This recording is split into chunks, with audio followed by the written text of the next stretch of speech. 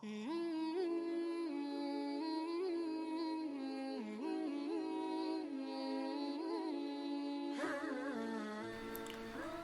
katakan, neraka jahanam, tarik ke sini neraka jahanam. Neraka jahanam pun ditarik. Neraka jahanam punya 70.000 tali kekang. Satu tali kekang ditarik 70.000 malaikat besar. Neraka jahanam. Bismillahirrahmanirrahim. Assalamualaikum warahmatullahi wabarakatuh. Alhamdulillahi wahdahu wa sallallahu ala rasulillah. Setelah sebelumnya kita membahas tanda kiamat kubro, yakni api dari Yaman yang menggiring manusia menuju Syam, maka ketika terjadi kiamat penghancuran alam semesta, Allah subhanahu wa ta'ala telah membuka seluruh pintu langit wa futihati, sama pintu langit dibuka semua malaikat keluar dari langit-langit, karena langit akan digulung seperti kita menggulung kertas.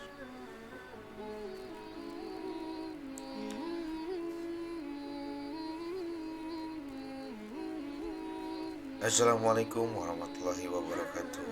Kembali lagi dengan channel Syair Islam.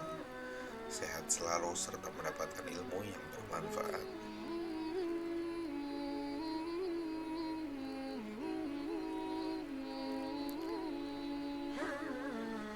Maka betul terjadi kiamat. Allah wafatkan seluruh para malaikat, Allah wafatkan semua jin, Allah wafatkan semua manusia. Tidak ada yang tersisa kecuali Allah subhanahu wa ta'ala izinkan untuk tidak dihancurkan pada hari kiamat, seperti ars, seperti lauful mahfud, seperti ruh, seperti tulang ekor manusia. Tidak dihancurkan, tapi selain itu dihancurkan semuanya. Berapa hadis Abu Hurairah radhiyallahu anhu mengatakan, Arba'ul 40 menyebut 40 tahun, 40 bulan, 40 hari. Intinya kata Abu Hurairah, antara tiupan sangkakala pertama ke tiupan kedua, maka hancur semua alam semesta. Inilah yang disebut kiamatul kubro. Kiamat besar, semua hancur, para malaikat juga sudah diwafatkan. Malaikat Jibril, Israfil, bahkan Malakul juga sudah mati. Sudah tidak ada lagi makhluk yang berakal lagi di bumi. Sudah hancur seluruh alam semesta. Sudah hancur apa yang dikehendaki Allah subhanahu wa ta'ala. Maka bertiaklah Allah subhanahu wa ta'ala. Kalian sudah tahu siapa yang berkuasa di alam semesta ini? Tidak ada yang menjawab. Tidak ada malaikat, tidak ada jin, tidak ada manusia. Semua mati karena Allah. Dan Allah menjawab sendiri. Alam semesta ini memiliki hanya Zat yang maha satu, yang maha perkasa, Allahu azza wa jalla. Itulah yang difirmankan dalam surah Al-Fatihah, Maliki Yaumiddin, yaitu adalah raja pada hari pembalasan. Maka setelah itu kemudian Allah subhanahu wa ta'ala atur kembali alam semesta untuk menjadi alam akhir. Maka bumi yang kita pijak hari ini, Allah katakan pada hari di mana bumi Allah hancurkan, kemudian Allah gantikan dengan bumi yang baru. Kata para ulama, ini hilang dan datang bumi baru. Yang kita pijak ini bumi pula di padang mahsyar. Cuma bentuknya dirubah, yang tadinya bulat kemudian dibentangkan, sehingga bumi yang sekarang kita lihat ada bukti, ada bukit, ada gunung, lembah, ada tinggi, ada rendah. Dan ketika Allah hancurkan, Allah ganti dengan bumi yang baru. Maka Allah hamparkan sehingga tidak ada yang meninggi, tidak ada yang merendah, tidak ada bukit, tidak ada lembah, tidak ada bangunan, tidak ada hutan, tidak ada gunung, serta semuanya karena Allah ratakan.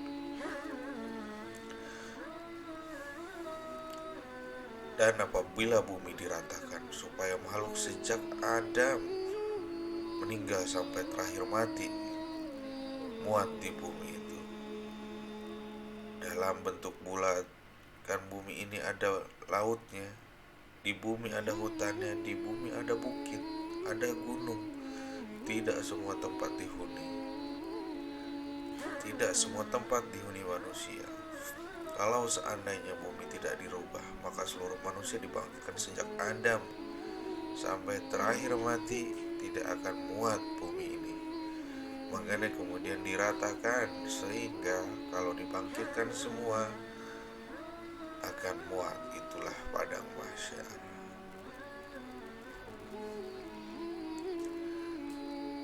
Allah subhanahu wa ta'ala bangunkan malaikat Israfil untuk meniupkan sangkakala yang kedua. Kemudian malaikat Israfil bangkit, kemudian meniupkan sangkakala keduanya, maka terjadilah yaumul ba'tsi wan nuzur, hari di mana manusia dibangkitkan, kemudian dikumpulkan. Maka ketika itu Allah katakan, beban-beban bumi, maksudnya adalah bangkai-bangkai manusia, semua terangkat. Dari mana tulang ekor? Karena tulang ekor manusia tidak dihancurkan pada hari kiamat. Ketika Allah perintahkan Israfil untuk meniup sangkakala yang kedua, dari tulang ekor setiap manusia itulah tercipta manusia. Kembali padahal sudah hancur semua dengan kiamat, tapi tulang ekor manusia tidak dihancurkan, karena dari situlah Allah kembali ciptakan. Karena dari situlah Allah kembali ciptakan kita. Kemudian jasad itu dilempar ke permukaan semuanya. Bayangkan dari zaman Adam yang terakhir sampai yang terakhir mati, jasad itu bergelimpangan di padang mahsyar.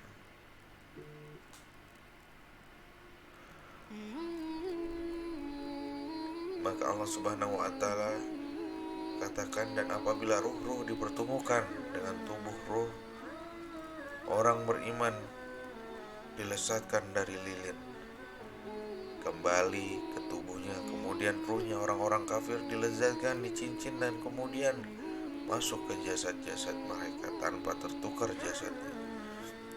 Manusia dibangkitkan. Ketika manusia dibangkitkan, orang-orang kafir digambarkan dalam surah Yasin, ya wailana mamba'asana asalami makordina, duhai celakalah kami, siapa yang membangunkan kami dari tidur-tidur kami ini. Mereka digambarkan seperti laron. Pada hari itu manusia seperti laron yang berterbangan. Laron ini kalau ada lampu maka dia akan mengejar lampu yang mereka terbangi. Tidak ada aturan, sehingga karena tidak ada aturan diterbangkannya, tabrak menabrak sini, tabrak sana, besoknya berhamburan, sayapnya entah kemana-mana. Begitulah kondisi manusia pada hari kiamat. Orang-orang kafir lari ke barat dan ke timur, lari ke selatan dan ke utara. Mereka tidak ada tujuan seperti laron. Pada hari itu manusia lari dari saudaranya dan di ibunya dan bapaknya dan istrinya dan anak-anaknya. Semua sibuk dengan sendirinya, kecuali orang-orang yang beriman. Orang-orang yang beriman ketika dibangkitkan, dia tidak lari. Di sampingnya sudah ada pasangan, sudah ada istri, sudah ada suami, anak, ibu, dan kakek semuanya. Dan orang-orang yang beriman kemudian keimanan diikuti oleh keluarganya, maka kami kumpulkan keluarganya yang beriman di satu tempat. Ketika orang-orang beriman ini melihat orang-orang kafir lari ke sana kemari, bahkan mereka mengatakan, inilah janji Allah Ar-Rahman, dan benalah ucapan para nabi yang dimuliakan Allah subhanahu wa ta'ala. Ketika itulah baru adanya penyeru di tengah-tengah padang mahsyar. Kemudian barulah mereka tertuju kepada satu arah, kepada satu suara Allah subhanahu wa ta'ala. Dibahasakan seperti belalang-belalang yang sedang berterbangan. Belalang-belalang itu kalau berterbangan sama koloninya pasti tertuju pada satu titik. Maka semuanya tertuju pada satu titik. Disinilah disebut padang mahsyar. Kita akan dikumpulkan.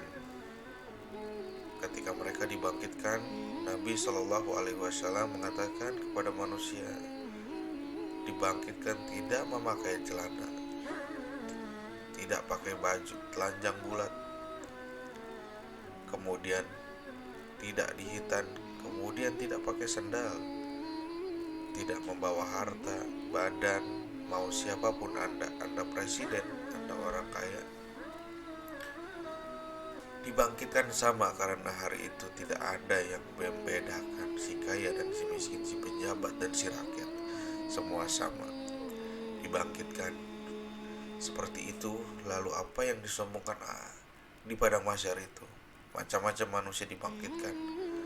Ada yang dibangkitkan kecil sekali, kecil seperti semut di tengah orang-orang besar, hingga harus menghindari pijakan orang-orang tersebut.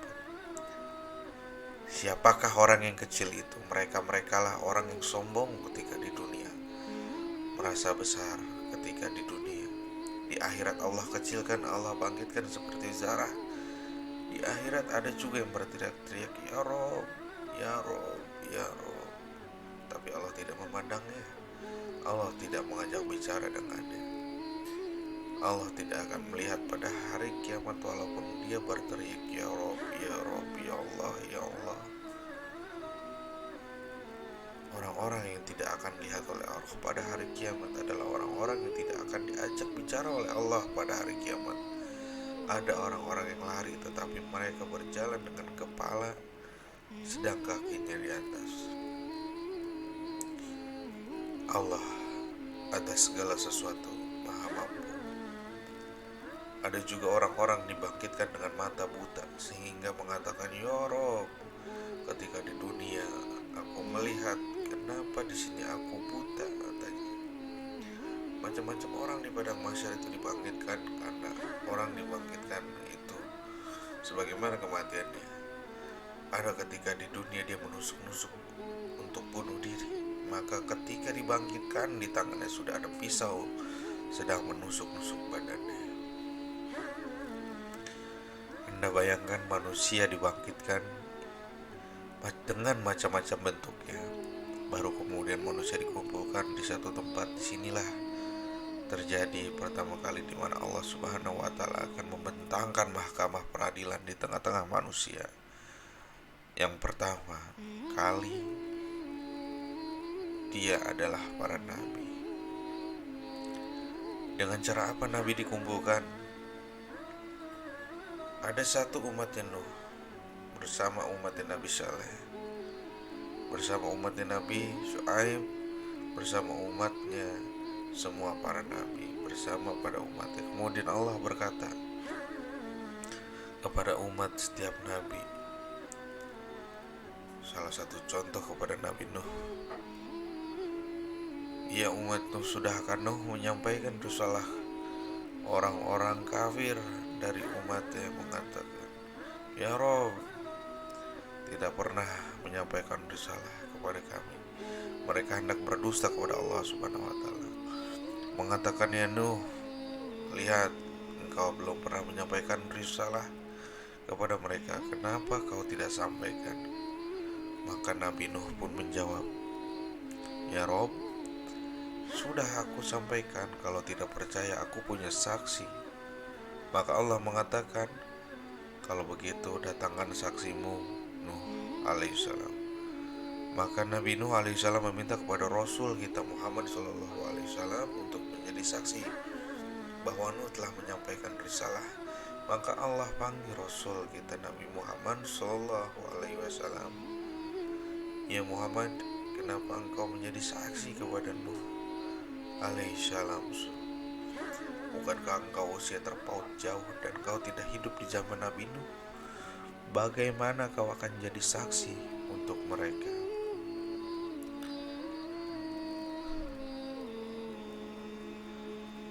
Maka Rasul Shallallahu Alaihi Wasallam mengatakan, ya Rob, iya, aku tidak hidup di zaman Nabi Nuh, tetapi aku yakin bahwa Nuh sudah menyampaikan risalahnya. Maka Allah mengatakan, apa yang membuat Anda yakin bahwa Nuh telah menyampaikan risalahnya?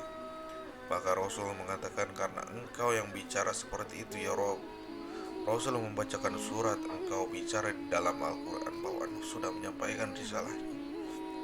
Maka Allah mengatakan, benar engkau Muhammad, dan mereka sudah berdusta. Kemudian berpindah kepada nabi berikutnya,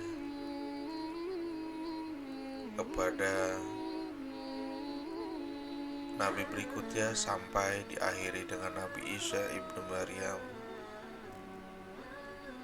nabi yang terakhir dari nabi-nabi Bani Israel. Inilah isyarat bahwa Nabi Muhammad akan menjadi saksi bagi seluruh para ketika Nabi Muhammad hendak rindu ingin mendengar Al-Quran yang dipanggil siapa? Abdullah bin Mas'ud bacakan untuk Quran. Kata Abdullah bin Mas'ud, ya Rasulullah, apakah saya harus membaca Quran sementara Quran turun kepadamu? Oh tidak, wahai Rasulullah. Kata Rasul, Iqra, baca, saya ingin mendengarkan suaramu. Maka Abdullah bin Mas'ud membaca surat An-Nisa sampai kepada bagaimana, ya Muhammad, kalau tiap-tiap umat itu mendatangkan saksi-saksinya, kemudian engkau menjadi saksi mereka. Maka kemudian Nabi SAW nangis dan mengatakan, ya Abdullah, hasbuka, cukup.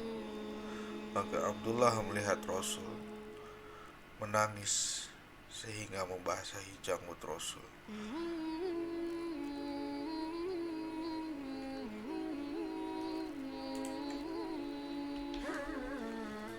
Pertanggungjawabannya, baru Allah Subhanahu wa Ta'ala menoleh kepada umat Muhammad, menoleh kepada kita semua. Baru Allah Subhanahu wa Ta'ala bertanya kepada kita. Disitulah yang disebut dengan Al-Ardu. Allah Subhanahu wa Ta'ala akan tampakkan kepada kita perbuatan kita di bumi. Allah akan tampakkan di akhirat. Kemudian Allah Subhanahu wa Ta'ala memberikan catatan kepada setiap hamba. Kalau Allah mengatakan Iqra kitabah, bacalah bukumu, maka dia pun membaca apa yang sudah dilakukan. Mengatakan Iqra, ingat kekhususan hari kiamat di mana Allah diberikan memori hafalan manusia dikembalikan. Mereka kuat hafalannya. Kalau sekarang dunia 1 minggu yang lalu kita pernah ucapkan, apa kita pernah berbuat, apa kita pernah menjalimi, siapa kita pernah hasad kepada siapa, pasti sudah lupa. Tapi di akhirat Allah berikan kekuatan hafalan sejak antum akil balik sampai antum diwafatkan.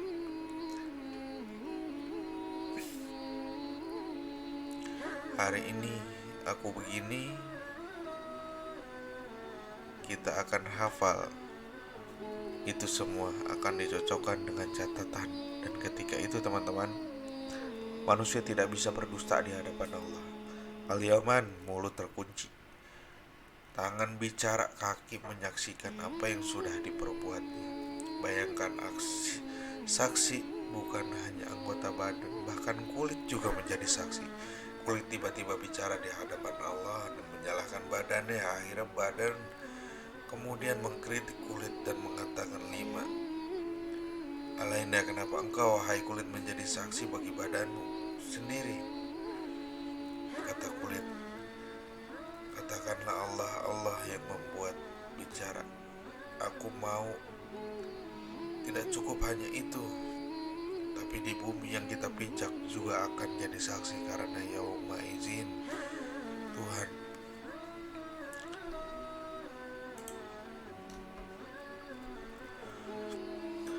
pada hari itu bumi menggambarkan kisah-kisah orang-orang yang pernah berpijak di atas bumi, yang pernah berpijak di atas bumi, di lautan, dan laut pun akan menjadi saksi. Langit akan menjadi saksi, malaikat akan menjadi saksi. Siapa yang bisa mungkin mencari kesalahan teman-teman, semua menjadi saksi. Di bumi antum bisa bayar lawyer yang pandai bicara, yang bisa mendustakan, yang jujur. Di akhirat nanti pengacaranya butuh pengacara, tapi di akhirat tidak ada pengacara. Apa yang mau dibicarakan semua jadi saksi, yang dimuliakan oleh Allah Subhanahu wa taala. Mulailah manusia dihisab pertama oleh Allah Subhanahu wa taala, dan akan diterbangkan catatannya. Di situ ada yang kemudian mengambil dengan tangan kanannya dan juga tangan kirinya, baik dari belakangnya, dan itu menunjukkan keselamatan dan tidaknya orang beriman. Ambil dengan tangan kanan, dengan bangganya dia akan mengatakan, bacalah bukuku. Senangnya dia karena dia tahu isi kitabnya. Tetapi orang-orang yang mengambil catatan dengan tangan kirinya mengatakan, aku tidak mengambil catatanku dan aku tidak tahu apa hisabku. Sampai akhir dia akan mengatakan 5 kekuasaannya. Aku bangga-banggakan di dunia pun tidak ada manfaatnya. Duhai, kiranya harta yang bertumpuk di dunia pun tidak ada faedahnya. Menyesal dia kemudian. Dikumpulkanlah di padang mahsyar, terjadilah hisab kepada binatang. Disitulah dikumpulkan semua binatang, mulai dari semut, kuda sampai kepada buaya, dikumpulkan di sebuah padang mahsyar. Kenapa? Karena di antara binatang juga ada yang saling menjalimi, yang bertanduk, binatang yang tidak bertanduk, buaya makan ular makan binatang lainnya. Binatang ini terus makan sampai ke binatang yang kecil.